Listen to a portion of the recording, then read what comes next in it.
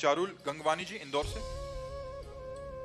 राधा वल्लभ श्री हरिवंश महाराज जी। महाराज जी पिछले 2.5 साल से आपको फॉलो कर रही हूँ। महाराज जी क्या अपने गुरुदेव को प्रसन्न करने के लिए भी कोई मंत्र होते हैं?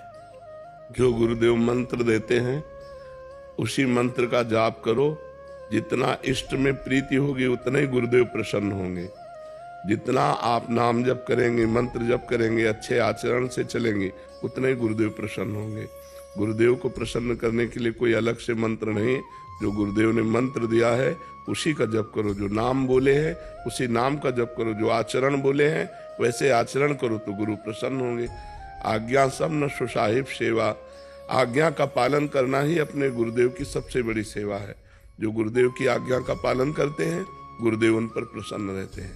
जी महाराज जी आप ही का एक प्रश्न है कि महाराज जी आपने जैसे बताया कि रचना करके नाम का करना, कह रहे कि बैठ के तो ये नियम नहीं हो पाता क्योंकि घर गृहस्थी में है, तो कह रहे घर के सारे कार्य करते हुए प्रयास करती हूँ। तो महाराज जी जैसे रोटी बना रहे हैं तो तवे पे हो जाता है, बहुत सुंदर, बहुत सुंदर। महाराज जी कपड़े प्रेस, तो इसमें अपराध तो नहीं है? नहीं नहीं नहीं नहीं नहीं नहीं नहीं, वो तो प्रेस और कपड़े के बीच में है ना।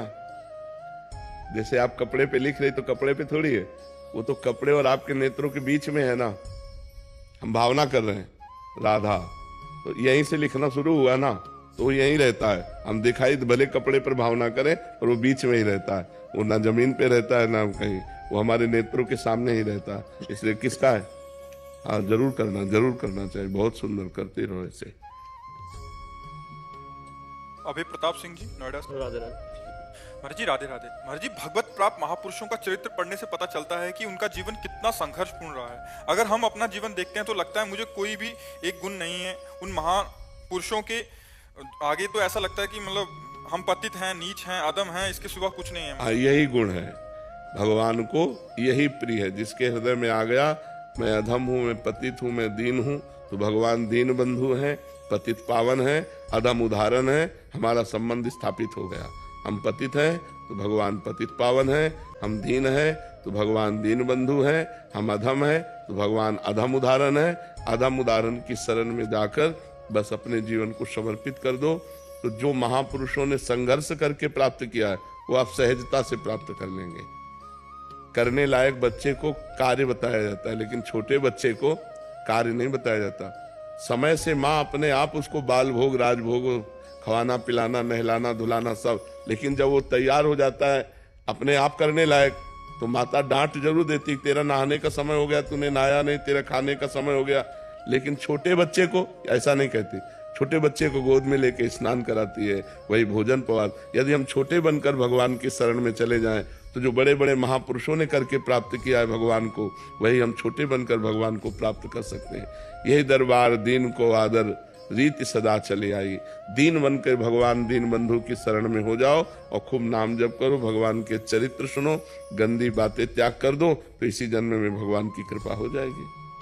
डॉक्टर मयंक शराफ जी। राधा वल्लभ श्री हरिवंश महाराज। श्री हरिवंश महाराज जी। महाराज जी आपकी कृपा और आशीर्वाद से शिव जी की उपासना व आपका दिया नाम जब निरंतर करने का प्रयास कर रहा हूँ। लेकिन इसके अलावा बहुत पहले से हमारे परिवार की परंपरा के अनुसार हर वर्ष की 4 नवरात्रों में माता रानी की कृपा से घट स्थापना व 9 दिन दुर्गा सप्तशती पाठ करता हूँ। महाराज जी परिवार में या अपने घर में बच्चे के जन्म होने से सूतक काल भी क्या मैं घट स्थापना व उसी प्रकार पूजा साधना कर सकता हूँ? महाराज जी नहीं, शास्त्रीय सिद्धांत में नहीं है। शास्त्रीय सिद्धांत में जब शोवर होती है, बच्चा पैदा होता है, बच्चा या बच्ची, तो फिर जब तक शोवर होती है तब तक स्थापना नहीं की जा सकती। और या कोई मर जाता है तो जो मरणास शौच है, अपवित्रता है, सूतक लग जाते हैं, तो उसमें भी नहीं, शास्त्रीय मर्यादा में नहीं है। शास्त्र आज्ञा नहीं देता। बच्चे के जन्म होने पर और किसी के मर जाने पर फिर ये कलश स्थापना करके अनुष्ठान आदि, पूजा आदि, ये तब तक मना रहती है जब तक पवित्र ना हो जाए शास्त्र आज्ञा के अनुसार। स्थापना कर दी हो और बीच में कुछ ऐसी रुक जाएगा, फिर वहीं से पाठ रोक दिया जाएगा, और जब वो पवित्रता हो जाएगी तब फिर वहां से पाठ शुरू कर दिया जाएगा। मान लो 4 दिन हो गए तो 5 दिन अब नहीं होगा। अब वो पवित्र होने के बाद 5 दिन अनुष्ठान किया जाएगा। घर गृहस्थी में जो शास्त्र आज्ञा है उसके अनुसार ऐसा है। डॉक्टर सिमरन खन्ना जी। राधे राधे महाराज जी। महाराज जी जैसे लगता है आपने सब अच्छा किया, पर जो सब आप मतलब चाहते थे, डिजर्व करते थे, वो दूसरों को इतनी आसानी से मिल गया और हमें इतना कठिनता हो रही है उसको पाने में। नई खेती है ना, ये किसका प्रश्न है? ये नई खेती है बच्चा। जैसे अभी अच्छा कर रहे हो ना, ये नई खेती है। लेकिन पुराना अगर हमारा गलत है तो अच्छा करते हुए भी हमको बुरा फल मिलेगा, हमको दुख मिलेगी, हमें निंदा मिलेगी, हमें विपत्ति मिलेगी। और अभी जो बुरा कर रहा है उसकी नई खेती है, लेकिन पुराना उसने अच्छा किया है और उसका संयोग आ गया है तो वो बुरा करते हुए अच्छा फल प्राप्त करेगा, बुरा करते हुए वो यश को प्राप्त करेगा, बुरा करते हुए भी वो सुख सामग्री प्राप्त करेगा। लेकिन जब उसकी बुराई का फल आएगा तब उसको भोगना पड़ेगा। ये अभी आप अच्छा फल कर रहे हैं ना, तो ये अच्छा जो आचरण कर रहे हैं ना, इसका फल आगे आएगा। अभी जो आपने पूर्व में पीछे किए हैं तो उनका परिणाम हमें भोगना पड़ता है। जैसे हमारा शरीर बहुत रोग से ग्रसित है, हमने इस जन्म में तो कोई पाप नहीं किया, लेकिन पूर्व में कोई पाप किया तो उसका परिणाम भोगना पड़ रहा है। अब इस जन्म में जो हमने किया उसका ये बल है कि हम दुखी नहीं हैं, हम परेशान नहीं, लेकिन जो हमने इस जन्म में किया अब इसका फल हमको आगे मिलेगा। हमें भगवान की प्राप्ति हो या आगे अगर जन्म भी होगा तो बहुत उच्च अवस्था का जन्म होगा, क्योंकि हमारे पास बहुत सामग्री है। गलत कोई आचरण नहीं, सब अच्छे आचरण करना और खूब भजन करना, भगवान के नाम में रहना, तो इसका जब फल आएगा तो महान फल आएगा। तो ये बात सुनकर सोच करके अपने को धैर्य धारण करना चाहिए, नहीं तो फिर अच्छाई से अश्रद्धा हो जाएगी। नहीं, हमें बुरा आचरण नहीं करना चाहिए, क्योंकि बुरा का फल परिणाम में बुरा ही होगा, अच्छा का फल अच्छा ही होगा। आज जो हम अच्छाई करते हुए दुख भोग रहे हैं, ये हमारे पीछे की कोई बुराई है, पीछे का कोई बुरा आचरण है जो संयोग बनाकर हमको सफल नहीं होने दे रहा। अच्छाई में भी हमको दुख मिल रहा है, निंदा मिल रही, उपहास मिल रहा है, विपत्ति मिल रही। समझ रहे ना? सलोनी जी, न्यू दिल्ली से। श्री हरिवंश महाराज जी, महाराज जी कुछ समय से नाम जपने करने का अभ्यास कर रही हूँ और प्रभु और संतों की कृपा है। महाराज जी, जब भी मैं किन्हीं संतों का दर्शन करती हूँ तब ये मन ना चाहते हुए भी उनके प्रति गलत विचार फेंकता है, जैसे उनके दोस्त। ये बहुत बड़ी हानि की बात है, इससे तुम्हारा बहुत बुरा पतन हो जाएगा, बहुत बुरा पतन हो जाएगा। संत दोष दर्शन तो बात जाने दो, हमें किसी के दोष दर्शन नहीं करने। नारायण तू बैठ के अपनो भवन बुहार। अगर हम दूसरे के दोष देखना शुरू कर दिए तो हमारा बहुत बुरा पतन हो जाएगा। और फिर संतों के प्रति दोष दर्शन करना, फिर तो ये तो बिल्कुल ऐसा समझ लो पेट्रोल डाल के आग लगाना अपने ऊपर है। क्या तुम संतों को जान सकती हो? क्या तुम्हारी दृष्टि है? तुम बाहरी रूप देख सकते हो, कपड़ा लत्ता देख सकते हो, गाड़ी घोड़ा मकान देख सकते हो, लेकिन तुम उनकी आंतरिक स्थिति को देख सकते हो क्या? फिर क्या क्या संतों के प्रति दोष दर्शन? अरे राम राम राम राम 1 घंटा मन लगा करके करो तो अभी बुद्धि शुद्ध होने लगे। कृष्ण कृष्ण हरि हरि राधा राधा, तो बुद्धि शुद्ध होने लगे। और जब शुद्ध बुद्धि होगी तो संतों की चरण रज माथे पे लगाओगे। कोई भी कैसा संत हो, हमको भगवान का दास देख करके तुरंत नमन करना चाहिए। क्या दोष दर्शन करोगे? महाराज जी कह रहे कि कुछ मैं सोचती नहीं हूँ, मतलब ना चाहते हुए भी ऐसा होता रहता, तो महाराज जी क्या हृदय की मलिनता? हाँ, हृदय की मलिन, इसीलिए तो कहा कि 1 घंटा कम से कम भगवान का नाम जप करो तो संतों के प्रति पवित्र बुद्धि आ जाए। ऐसा नहीं है, देखो अगर नकली नोट होता तो उसका असली कहीं होगा, नहीं होता। तो ऐसा नहीं है कि समाचार में या टीवी में किसी एक आध का आ गया, तो ऐसा नहीं है। भगवान की सृष्टि है, अगर असली है तभी उसका नकली भी है, अगर नकली है तो उसका असली भी है। तो हमको क्या करना चाहिए कि नकली और असली छोड़कर सब में भगवान है, ये बात समझकर प्रणाम कर लेना चाहिए और दूर ही रहना चाहिए। हम ये सबसे कहते हैं कि जैसे आग से दूर से आनंद लो, उसका प्रकाश उसका तेज दूर से, उनके वचन मानो, भिक्षा दे दो, बस दूरी बना के रहो। वो संत ही नहीं है जो अपने एकांत में किसी को प्रवेश दे, और वो भक्त नहीं है जो संत के एकांत को भंग करे, इसलिए दूरी बना के रखो। शिक्षा और भिक्षा का हमारा आपका संबंध है। हमें जरूरत है तो भिक्षा दे दीजिए, आपको जरूरत है शिक्षा ले लीजिए, और दूरी बना के रहिए तो दोष होगा ही नहीं। दोष तब होता है जब हम अपनी अपनी मर्यादा से बिलग हो जाते हैं। और देखो संतों में दोष होता ही नहीं है।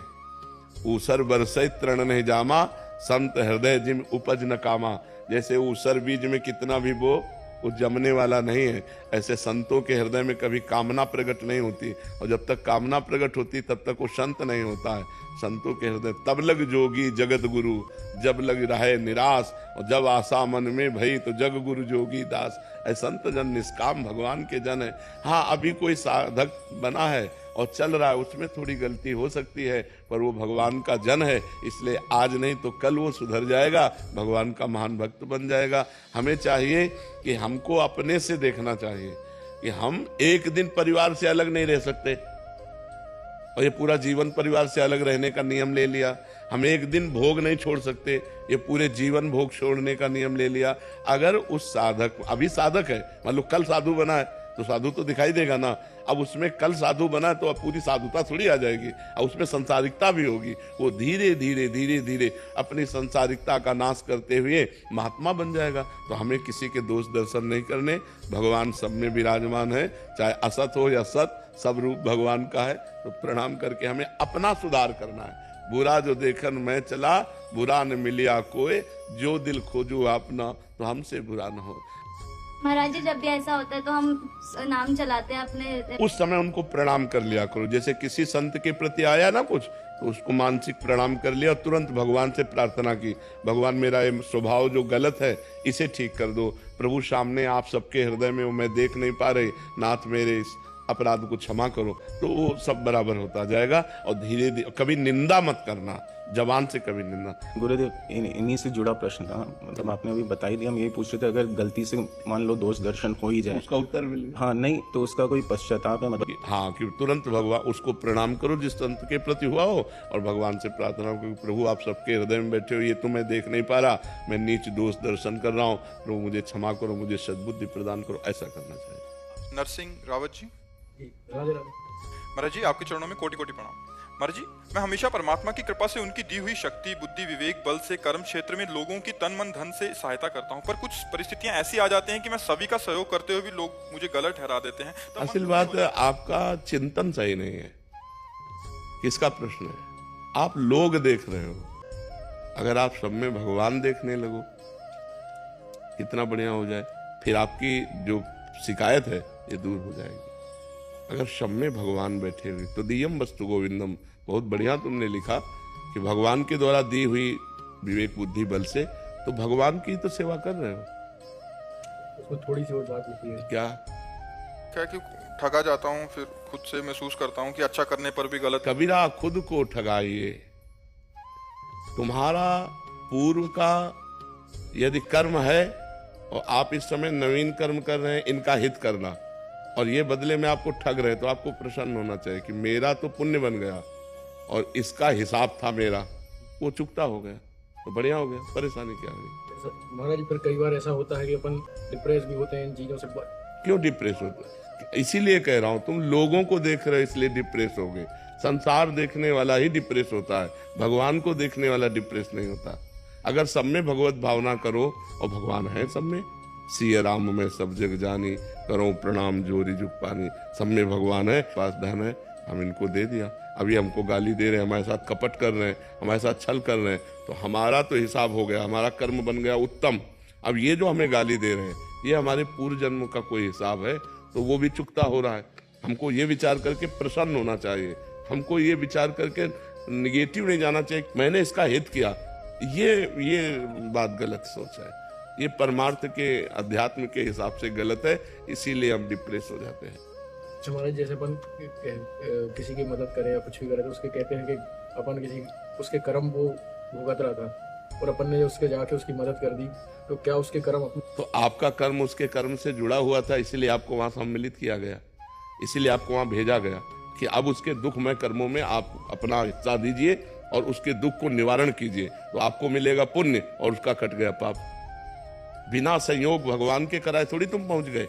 मान लो कोई तड़प रहा है और आप पहुंच जाते हैं और आप उसकी तड़पन को मिटा देते हैं, अस्पताल ले जा करके उसके दुख को मिटा देते हैं, तो आपका भगवान के द्वारा भेजा हुआ कार्य है, आप भगवान की तरफ से प्रेरित होके गए, तो आपका तो बना पुण्य और उसका कट गया पाप, दुख निवृत्ति हो गई। तो ये संयोग होता है, आपको ही क्यों भेजा, आप ही क्यों आ गए, किसी और को भेज देते। तो ये भगवान का विधान है, इस बात को समझना चाहिए। आप स्वयं से नहीं गए, आपको ले जाया गया है।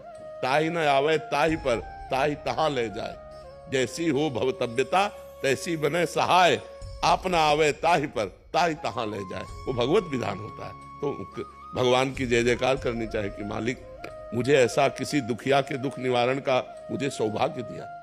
तो ये थोड़ी है कि उसके प्रारब्ध कर्म को मिटाओगे तो आपको पाप लगेगा, आपको पुण्य होगा, क्योंकि उसके असत कर्मों के परिणाम स्वरूप उसे दुख मिला और उसकी दुख निवृत्ति में आप सहयोग किए तो उसके पाप कट गए, आपका पुण्य बन गया।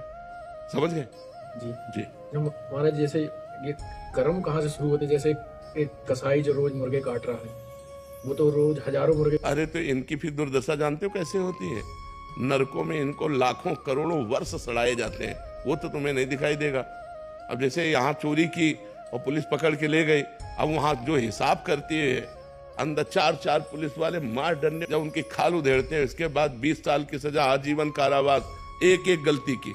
तो यहाँ जो कर रहे हैं ना, इनकी दुर्दशा जो नरकों में होती है वो तुम्हें तो पता नहीं, कर्मों का फल तो भोगना ही पड़ता है ना। देखो ना जीव की कैसी दुर्दशा होती है, तो फट गए पूरे शरीर, तो अब ये सब भोगना पड़ता है यहाँ भी और नरक भी। ऐसा नहीं है कि ये जो कर्म कर रहे हैं इनको भोगने में अवश्य में भोगना पड़ता है, एक एक कर्म को भोगना पड़ता है।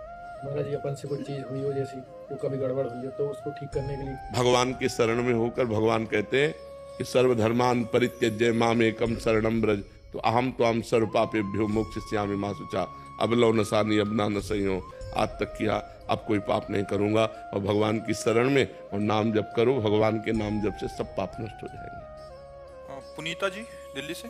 राधे राधे।